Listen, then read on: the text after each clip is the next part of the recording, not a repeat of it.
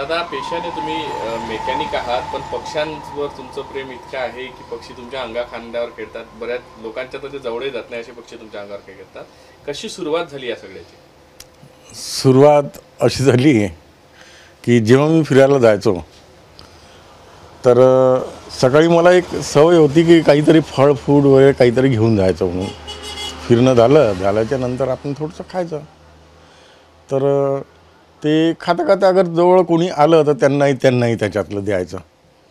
तर देता देता ते असं ते जवळ येत गेले तर त्यांना काय, मग त्यांची स्टडी केली मी की यांना काय आवडते, काय नाही, आपण जे देतो हे बरोबर आहे की नाही आहे, तर यांना काय आवडते. मग असं करता करता करता त्यांच्यासाठी त्यांच्या मनपसंत धान्य वगैरे, धान्य म्हणा, कडधान्य म्हणा, आणखी बरेच काही राहते ते घेऊन जायचं. मग हळूहळू त्यांना चारायचं. ते हाताने चारायचं असं नाही, फेकून दिलं खाल्लं.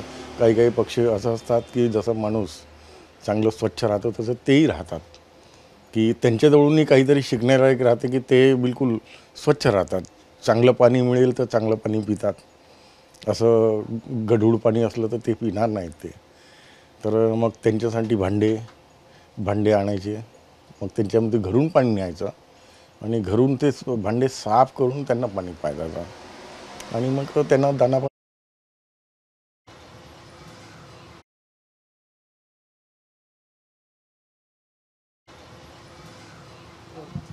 प्राणीमित्रांवर आपण प्रेम केलं तर कसे ते प्राणीमित्र आपले मित्र होतात आणि आपल्या अंगाखांद्यावर खेळायला लागतात, हे सगळं उदाहरण जे पाहायचं असेल तर नागपुरातील अंबाझरी गार्डनमध्ये तुम्हाला रोज सकाळी पाहायला मिळणार आहे. खरं तर जे वानखडे अनेक वर्षांपासून हे सगळं काम करतात तेच आपल्यासोबत आहे. खरं तर एक प्रकारे पक्ष्यांचे मित्र म्हणून त्यांची ओळख झालेली आहे, कारण गेल्या अनेक दिवसांपासून ते सगळं काम करत आहे. दादा 22 वर्षापासून जवळपास तुम्ही सगळे हे कार्य करत आहे. काय प्रेरणा आहे, कुठून सुरुवात झाली? तेच सांग. सकाळी जायचं. मला म्हणजे लहानपणापासून मला फिरायची सवय आहे.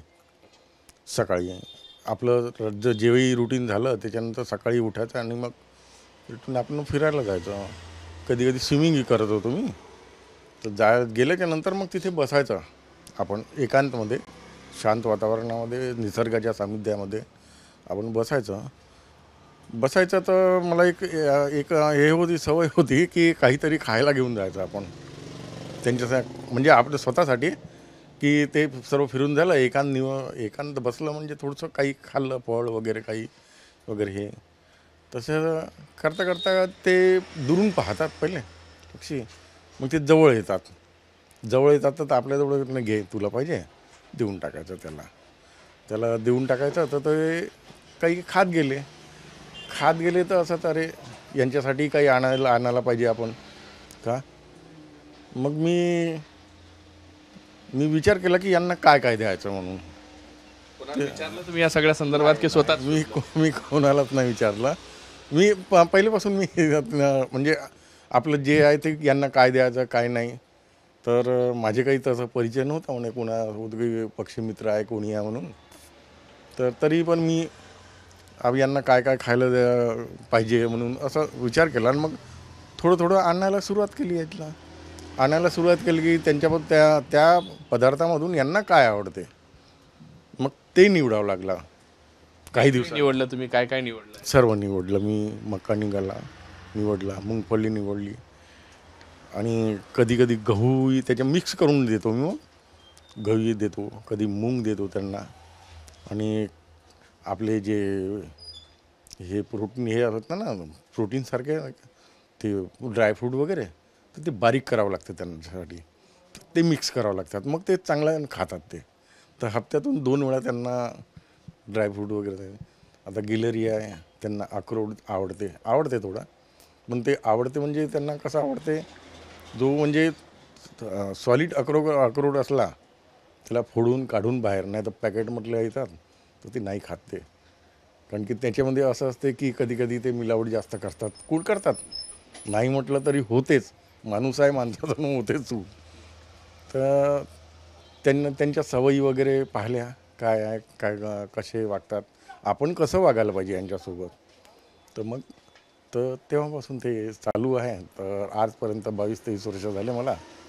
तर आजपर्यंत चालू आहे. आणि माझं एक आहे की जोपर्यंत शरीर आहे या धर्तीवर, तर हर हर माणसांनी की हर व्यक्तींनी आपला वेळ काढून जेही आपल्याला शक्यतो प्रकृतीसाठी बनते ते करायला पाहिजे त्यांनी. का हेच माझं म्हणणं आहे. खरं तर तुम्ही या सगळ्या ह्याच्यात रोज किती खर्च होतो? तुम्ही पेशानं मेकॅनिक आहेत आणि त्याच्यातून तुम्ही वेळ काढून हे सगळं करतात, म्हणजे दुकानाचा संसार आहे, सांभाळणं, स्वतःचं कुटुंब. बिलकुल सर्व सांभाळणं आहे. कधी कधी असं होते की कधी कधी खाली बसून राहावं लागते, कधी कामधंदे नसतात, खाली बसून राहावं लागते. पण काय करतात, दोष कोणाला देता नाहीत का, पण होऊन जातात. काही आहेत माझे मित्र, ते कधी अगर नाही झालं तर त्यांच्यावर आले, अगर बसलं आपण चुपचाप राहिलं तर ते समजून जातात की आज काही कामधंदे नाही आहे. मग त्यांना माहीत आहे की कोणाकोणाला की यांना किती खर्च लागते म्हणून, तर ते म्हणत तर काही नाही म्हणा, पण अशी मदत कधी कधी करतात, तर चालून जाते कसं तरी. रोज साधारण किती खर्च येते, आठवड्याचा, महिन्याचा एक अंदाज लावला? रोज मला 300-350 रुपये खर्च येते रोज रोज येते. आणि ते करावंच लागतं. आणि घरी चालवायचं, इकडेही पाहायचं, जे दुकानाचा किराया द्यायचा, इलेक्ट्रिक बिल आहे, हे सर्व सर्व पाहून ते करावंच लागतं. आणि दुकानामध्ये आपल्याला थांबावे लागते. सकाळी तिकडून आलं तर आता असं होते की कधी कधी लोकांच्या याच्याने मला 10-10:30-11 वाजता जातात. मग 11 वाजता आलं तर मग लोक चालले जातात. त्यावेळेस मग थोडी पंचायत होते, बाकी काही नाही, चालते. रोज हे पक्षी किती येतात, कुठले कुठले पक्षी प्राणी येतात, त्यांना तुम्ही खाता, अंगावर, खांद्यावर, डोक्यावरही बसलेले असतात? कुशाल आमच्या गार्डनमध्ये ज्याही प्रकारचे पक्षी आहे पूर्ण प्रकारचे येतात. कोतवाल येतो, अँग्री बर्डही येतो, का एक टायगर पक्षी म्हणतात त्याला, तोही येतो, चांगला मित्र. आणि वूड पॅकर म्हणतात, लाकूड तोडे म्हणून, तोही येतो, दिसायला पुष्कळ सुंदर आहे. आणि भारद्वाज पक्षी तो येतो. पण कोणी नसला, दुरून त्यांना पाहावं लागतं, कोणी नसलं त्यावेळेस बरोबर जवळ येऊन ते आपलं दाना पाणी करून टाकतात, पाणी पितात, दाना खातात, थोडं बसतात, कोणी आलं तर उडून जातात ते. तुम्हीच फक्त एकांतात असले तरच ते येतात? येतात तरी, कारण नाही, पहिले मी लहान मुलांना बसवत होतो तिथे माझ्याजवळ, की यांनाही शिकवण लागली पाहिजे की बाबा आपण चांगलं नागरिक बनलं पाहिजे. चांगलं नागरिक बनलं तर आपला देश उन्नती करेल, चांगलं घडेल. पण काही लोक असतात की मी याच्या पहिलेच बसून जात होते.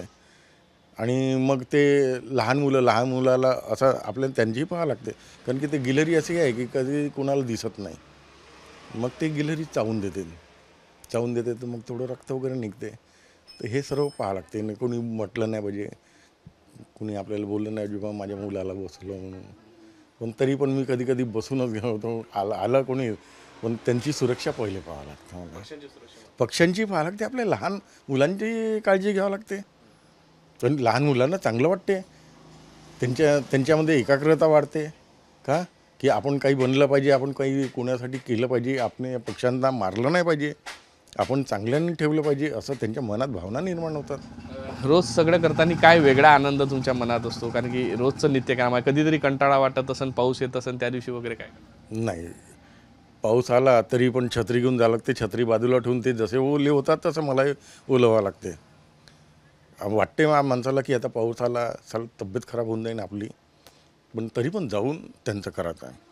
भलेही कमी येतील पण येतील, पण जसं माणसाला आस राहते की नाही का माझ्यासाठी माझे घरचे लोक काही करतील, तसं त्यांना तेही मला घरचे समजतात. म्हणून त्यांना माहीत आहे की हे येतीलच म्हणून. तुम्ही वाटसुद्धा पाहता अनेक वेळ, तासन तास? नाही, वाट नाही, तेच लोक म्हणजे ते तिथे दिसत नाहीत. जसं गेल्याच्या नंतर ते कुठून बरोबर पाहून घेतात, मला येऊन जातात. पण मी वेळ चुकवत नाही, शक्यतो तर कधीच चुकली नाही म्हणा वेळ. आणि चुकायला नाही पाहिजे की आपण जेही काम करतो ते वेळेवर आणि पद्धतशीर केलेलं पाहिजे. तुमचा व्हिडिओ व्हायरल होत आहे, पण कधी दखल घेतली आहे कोणी प्रशासन किंवा अधिक पुरस्कार किंवा ती संस्था तुमच्यापर्यंत आली आहे? नाही, कोणी म्हटलं की मी म्हटलं होतं की आले होते मला म्हणे, मी म्हटलं बाबा यांच्यासाठी एवढं तुम्ही इकडे यांना जागा देता, त्यांना जागा देता, या पक्ष्यांसाठी फक्त खाद्यपदार्थासाठी एक जागा मला देऊन द्या. कारण की काय लोकही करतील आणि मी त्यांच्यासाठी करू शकतो काही. पण कोणी काही दखल आतापर्यंत तर नाही घेतलेली आहे. नक्कीच. खरं तर 22 वर्षापासून सप्तर्षी वानखडे जे आहे ते आपलं काम करत आहे. कुठलाही त्याच्यात स्वार्थ नाही, निस्वार्थ भावनेने खरं तर हे काम करत आहे. आजपर्यंत त्यांची दखल कुणी घेतली नाही. त्यांच्यावर 2 डॉक्युमेंटरी झालेले आहे. त्यांचे चाहते होते, त्यांनी त्या डॉक्युमेंटरी केलेल्या आहे.